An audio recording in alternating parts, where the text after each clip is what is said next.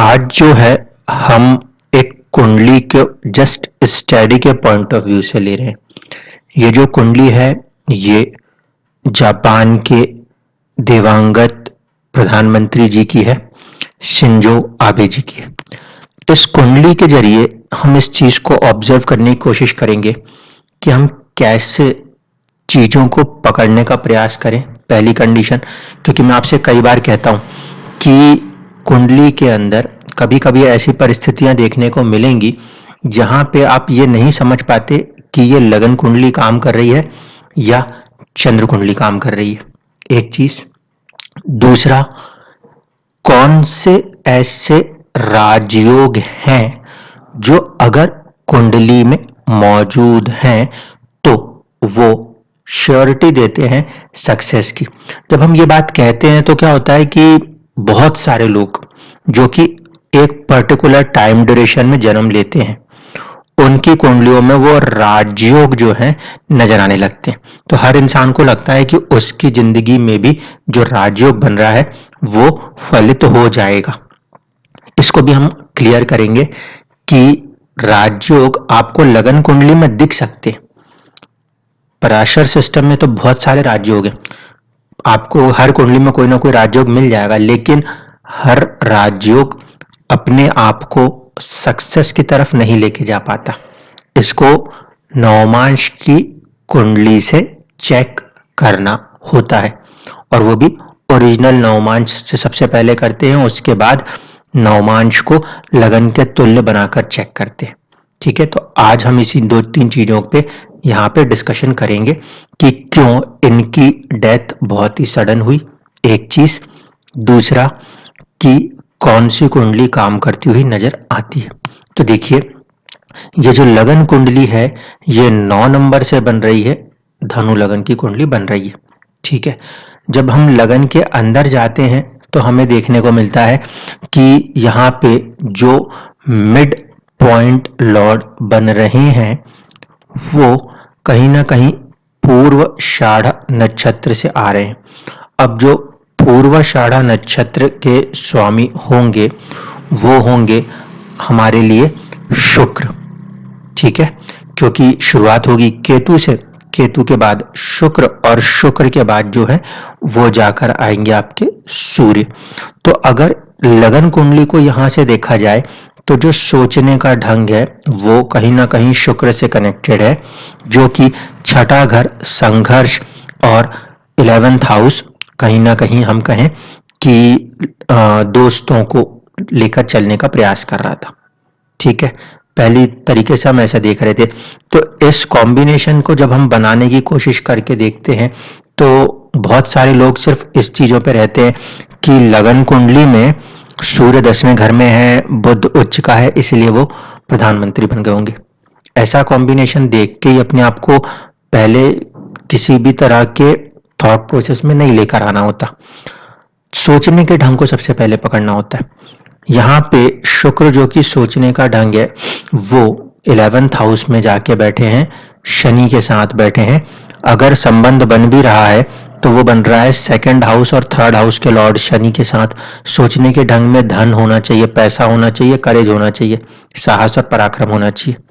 तो यहां से अगर हम इस कुंडली को ऑब्जर्व करें तो ये उतना ज्यादा प्रोमिनेंट कोई एक फैक्टर नहीं दिखा रही जो कि किसी को एक पॉलिटिकल सक्सेस में लेकर जाने की बात करती हो थॉट प्रोसेस से।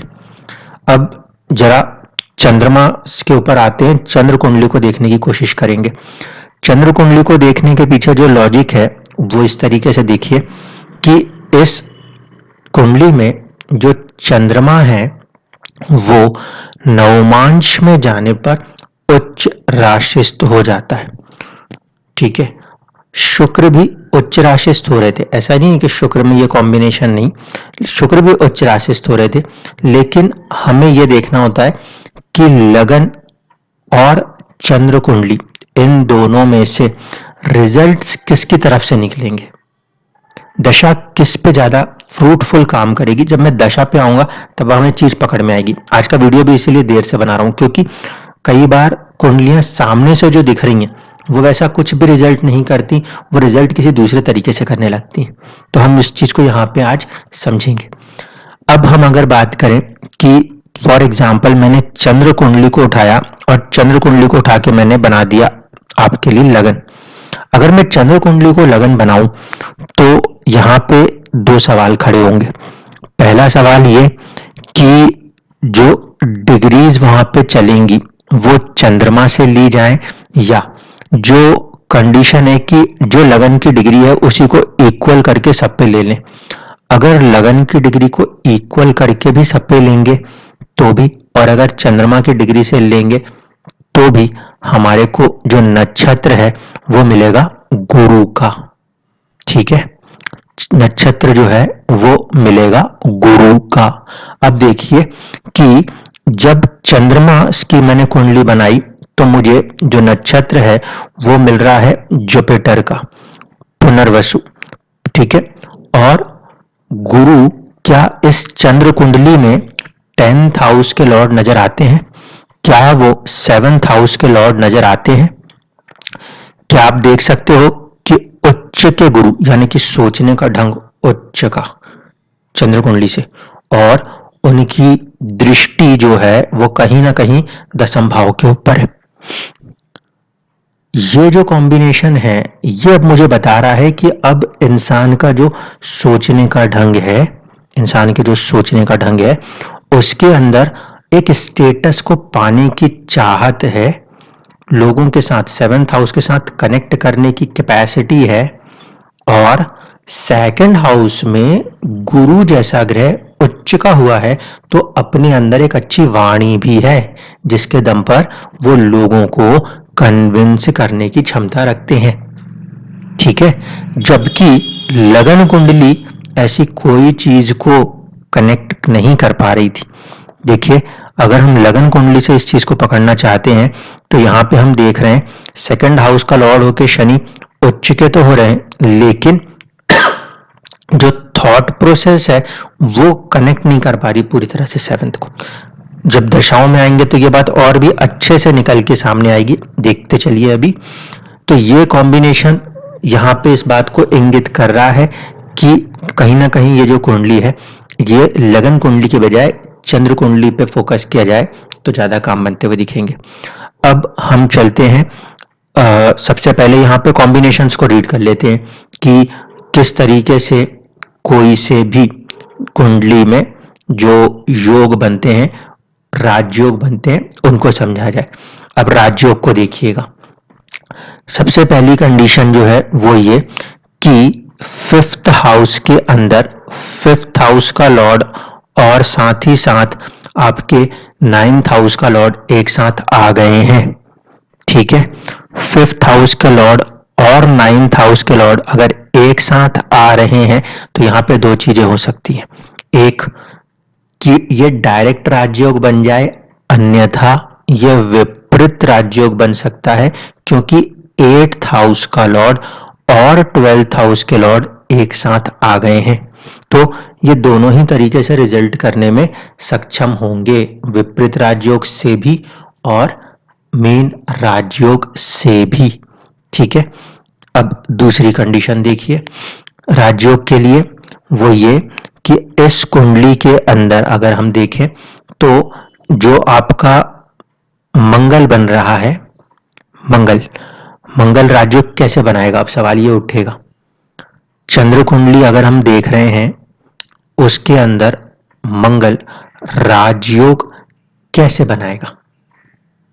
तो देखिए, जो इस कुंडली में मंगल है वो स्वामित्व रखता है 11th हाउस की और 6th हाउस की। ठीक है, पहली कंडीशन। दूसरा कि ये बैठे हैं किसके साथ? राहु के साथ। अब जो कॉम्बिनेशन है उसको पकड़ने की कोशिश करिएगा, कॉम्बिनेशन जो है उसे पकड़ने की कोशिश करिएगा। मंगल लाभ भाव का स्वामी है, लाभ भाव का स्वामी है, और वो राहु के गुरु की राशि में बैठने के कारण, राहु जब गुरु की तरफ फल करेंगे तो एक कॉम्बिनेशन ऐसा बनेगा कि गुरु और मंगल एक साथ हैं, गुरु और मंगल एक साथ हैं। इस वजह से ये 7th हाउस का कॉम्बिनेशन 11th हाउस के लॉर्ड से बन रहा है। क्यों? क्योंकि जब तक जनता 7th हाउस का सपोर्ट नहीं होगा, मुमकिन ही नहीं कि कोई इंसान पॉलिटिकल सक्सेस हासिल कर सके। तो यहां पर यह कॉम्बिनेशन आता है कि राहु के वजह से, क्योंकि राहु जिस राशि में बैठेंगे उस राशि के स्वामी की तरह भी प्रभाव करेंगे। तो आई थिंक कि ये कॉम्बिनेशन अब आपको समझ में आ रहा है कि किस तरीके से कनेक्ट हो चला है। अब देखिए इन कॉम्बिनेशंस के बाद जब हम नवमांश की कुंडली में आते हैं तो वहां पे भी हमें कॉम्बिनेशंस को सर्च करना होता है। नवमांश की कुंडली में अगर हम आएंगे तो नवमांश की कुंडली में आप देखिए कॉम्बिनेशंस कैसे बन रहे हैं और कौन से कॉम्बिनेशंस कंप्लीट होते हुए नजर आते हैं। हमने पहले देखा था शुक्र और शनि का कॉम्बिनेशन। नवमांश में आके शनि जो है वो हट गए, एक घर आगे चले गए। शुक्र जो है वो राहु केतु एक्सेस में आ गए। तो यहां पे वो जो कॉम्बिनेशन था उतना स्ट्रांगली कनेक्ट नहीं रहा। ठीक है, जबकि अगर हम देखें कि राहु और मंगल का कॉम्बिनेशन अभी भी काम कर रहा है और एट द सेम टाइम ये जो कॉम्बिनेशन है बाय लक, अगर मैं इसको नवमांश को आपकी लगन कुंडली के बराबर कर दूं तो देखिए बाय लक ये कॉम्बिनेशन कैसे काम कर रहा है। ये 10th हाउस के लिए काम कर रहा है। जो चीज लगन कुंडली में बन रही थी सेम योग रिपीट कर रहा है, जो यहां पे 7th में बन रहा था वो यहां पर किस्मत में 10th में बन रहा है। ठीक है, इस चीज को भी समझ लीजिए। इसके साथ साथ जो गुरु है वो इस कुंडली के अंदर आप देखोगे तो 8वें में आ रहे हैं। ठीक है, जब 8वें में आ रहे हैं तो पॉलिटिकल सक्सेस, अनसर्टेनिटीज दोनों चीजें लेके चल रहे हैं। ये वाली चीज को भी ध्यान रखना।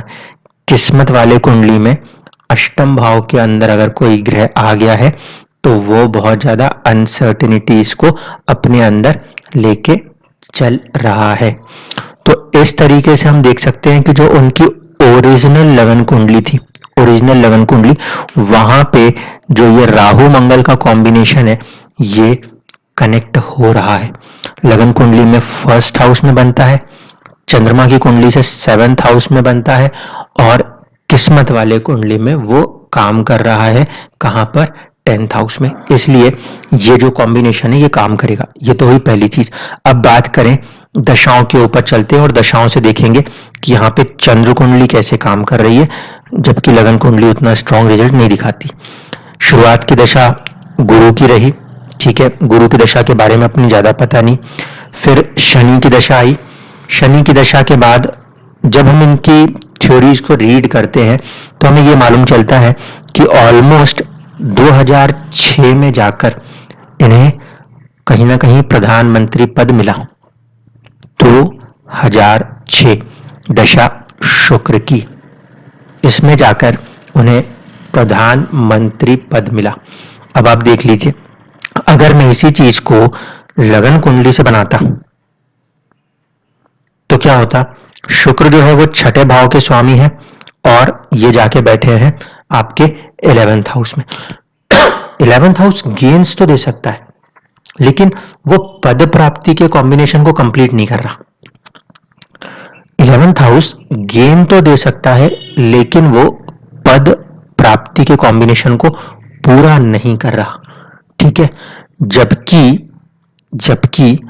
चंद्र कुंडली से अगर देखें हम तो हमें नजर आएगा कि शुक्र जो है वो 5म भाव में बैठे हुए हैं और किस्मत से अगर देखा जाएगा यानी कि चंद्र कुंडली के बराबर करके अगर मैं नवमांश को क्रिएट कर दूं तो आप देखो कि आपको दिखेगा कि शुक्र जो है चंद्र कुंडली के पॉइंट ऑफ व्यू से अगर मैंने नवमांश बनाया तो वो 5म में बैठकर किस्मत में 10म से कनेक्ट हो रहे हैं। किसके 10म से? चंद्र कुंडली के 10म से।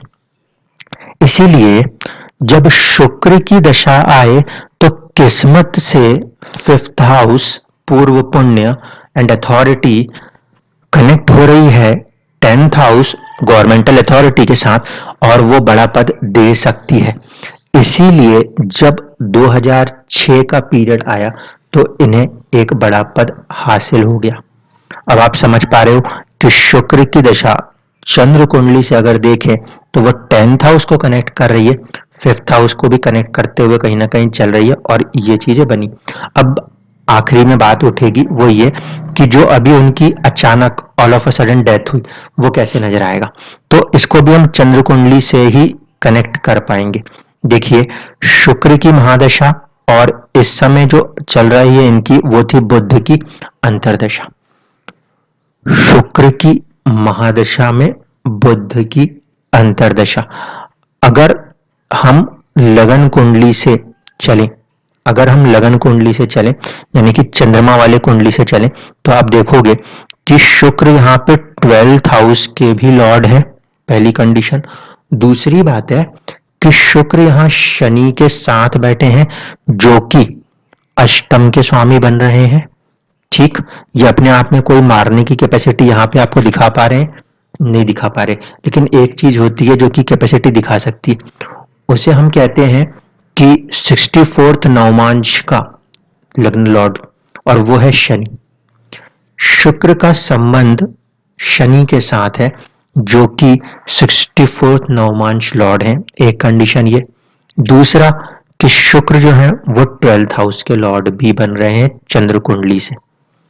इसीलिए जब हम बात करते हैं हॉस्पिटलाइजेशन और डेथ वाली कंडीशनों में तो उसमें कुछ पर्टिकुलर कॉम्बिनेशंस बनने चाहिए। जैसे कि हम बात करते हैं 2nd हाउस, 7th हाउस, ठीक है। तो उस तरीके से हम देखें तो शुक्र जो है वो सबसे पहले 12th हाउस के लॉर्ड बन गए, 5th के भी लॉर्ड थे वहां तक, ठीक। इसके बाद आए हैं बुध। बुध जो है वो इस कुंडली के लिए अगर देखें तो वो स्वामित्व रखते हैं 1st हाउस का और 4th हाउस का। 1st और 4th अपने आप में ऐसा कोई कॉम्बिनेशन कंप्लीट नहीं कर रहा जो कि डेथ इन्फ्लिक्ट कर सके, लेकिन अष्टम से अष्टम, अष्टम से अष्टम ये लाइफ के ऊपर थ्रेट कर सकता है। 3rd हाउस जो है वो 8th से 8th होने के कारण लाइफ के ऊपर कोई खतरा आ सकता है, ये दर्शाता है। और कहीं ना कहीं नवमांश में बुध बैठे भी वहां है, लगन कुंडली में ये उसके लॉर्ड के साथ बैठे हैं। चंद्रमा वाली लगन कुंडली में वो लॉर्ड के साथ बैठे हैं और नवमांश में वो फिर 3rd हाउस से कनेक्ट हो रहे हैं। तो ये भी समझ में आ रहा है कि इस पीरियड में लाइफ के ऊपर कोई थ्रेट आ सकता है। इतनी चीजें क्लियर हो गई। अब इसके बाद देखिए आगे की जो दशा है उसमें आते हैं केतु। अब केतु को कैसे कनेक्ट करेंगे? केतु जो है वो चंद्र कुंडली से 2nd हाउस लॉर्ड के साथ बैठे हैं, 2nd हाउस लॉर्ड। और 2nd हाउस का जो लॉर्ड होता है वो भी मार्केश होता है, वो भी मार्केश होता है, ठीक है। अब इस चीज को देख लीजिए कि यही चंद्रमा 12वें भाव से भी कनेक्ट हो रहे हैं और उच्च के भी हो रहे हैं, यानी कि स्ट्रेंथ और बढ़ रही है। तो यही चंद्रमा केतु के साथ कनेक्ट होकर भी बैठे हैं। केतु किसकी तरह फल कर सकता है? पहले तो बुध की तरह, और दूसरा जिनके साथ होगा तो है कि इनके साथ, चंद्रमा के साथ है। तो ये जो दशा की कंडीशन बनी इसमें आ गया केतु। अब केतु क्या है? केतु होता है फाइन हथियार, ठीक है। तो यहां पे भी बुलेट का इस्तेमाल हुआ, तो यहां तक केतु की कंडीशन हमें समझ में आई। अब थोड़ा और नीचे चलते हैं। अब हम चलते हैं ऑलमोस्ट जुलाई में, कल जो था वो था 8 जुलाई। तो अब 8 जुलाई में दो कंडीशनें बन रही थी, एक तो है राहु और एक बन रही थी जुपिटर। दोनों के दोनों ही जो पीरियड है वो एक बराबर है। वो कैसे? देखिए, राहु को देखेंगे तो वो फिर 7th हाउस में है, ठीक, और मंगल के साथ है। मंगल अगेन खून खराबा हथियार, ठीक। तो यहां पे जब ये केतु के बाद ये राहु का पीरियड बन रहा है, कहीं ना कहीं 28 जून से लेकर 8 जुलाई तक, इस पीरियड के अंदर ये फॉर्मेशन आ सकती थी। कल की जो तारीख थी वो 8 जुलाई थी। टाइम ऑफ बर्थ थोड़ा सा आगे पीछे जा सकता है, जिसकी वजह से ये हल्का सा चेंज हो सकता है। इसके बावजूद भी अगर ये जुपिटर में भी जाते हैं तो भी देखिए, जुपिटर यहां से 7th हाउस के लॉर्ड बन रहे हैं और 2nd हाउस में बैठे हुए हैं। 7th अगेन मार्केश एंड 2nd अगेन मार्केश।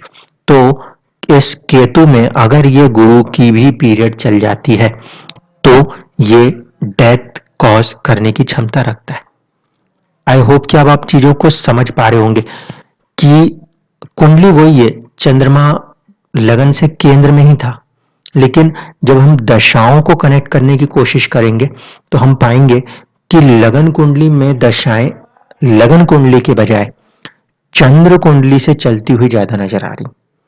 इसीलिए कई बार ऐसा होता है कि जब दशा का फैक्टर काम करता है प्रिडिक्शन में तो वहां पे चुनौतियां आती है। मैंने इसलिए आपको हमेशा ही बोला था कि दशा के ऊपर अभी मेरी स्टडीज चल रही हैं, क्योंकि इवेंट को पिन पॉइंट करने के लिए 144 टाइप्स की तो दशा ही ऑलमोस्ट मेंशन्ड हो जाती है। तो उसमें से आपके ऊपर कौन सी दशा किस तरह काम कर सकती है, इन चीजों को आप लोगों को पकड़ना पड़ेगा।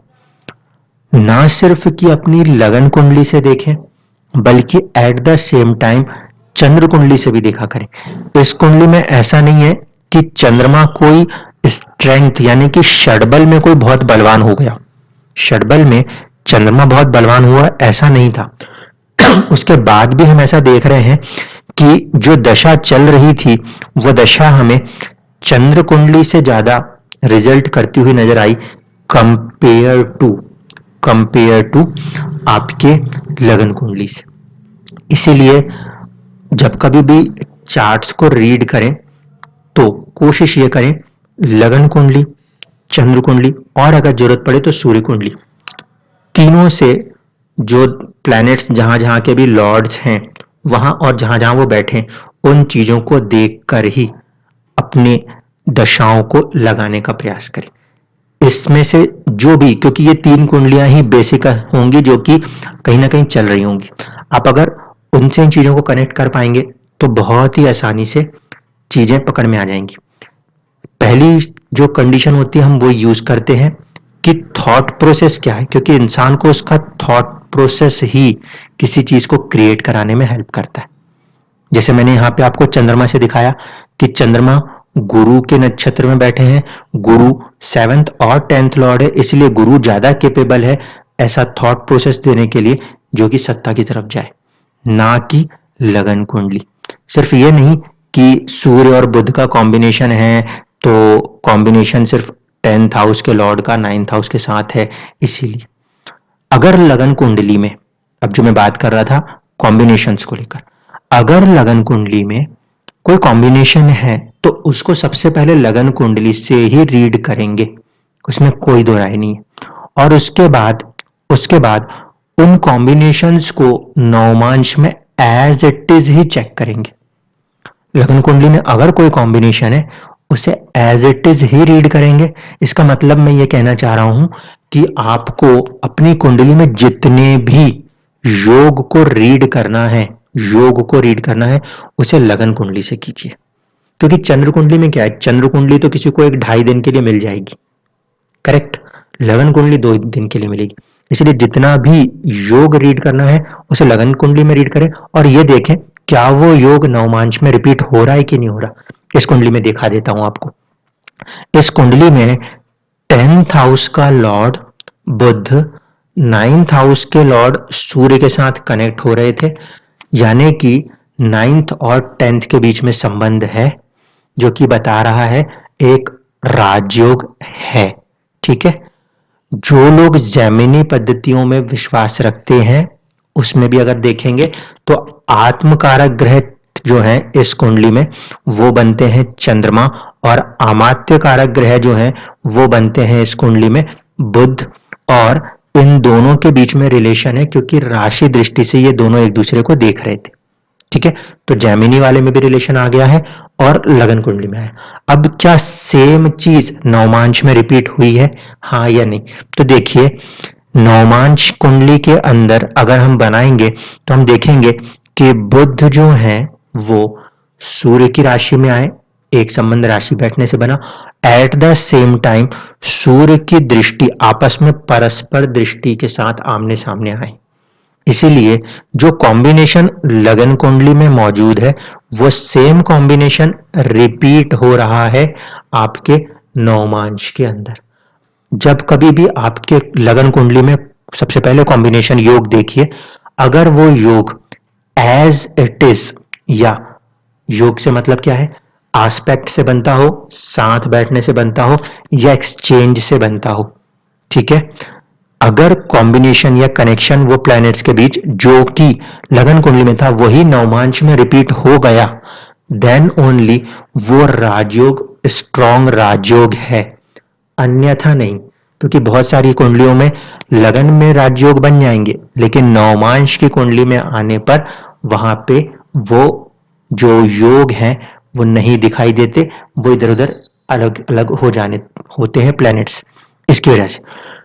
तो इन दोनों ही चीजों को ध्यान रखते हुए चलना है कि सभी तीनों लग्नों पे आप पहले बना लीजिए लगन कुंडली, चंद्र लगन कुंडली, सूर्य लगन कुंडली, और दशाओं को तीनों से लगा के चेक कर लीजिए। एक दूसरा, जो भी योग आपको अपनी लगन कुंडली में दिखाई देता है उस योग को नवमांश कुंडली में भी जरूर से चेक करें। अगर रिपीट हो रहा है तभी माने कि वो राजयोग काम करेगा, अन्यथा कोई भी अर्थ नहीं है कि आप उस राजयोग को लगन कुंडली से में देखें लेकिन नवमांश में नहीं होने के कारण वो आपको मिल भी ना पाए। धन्यवाद।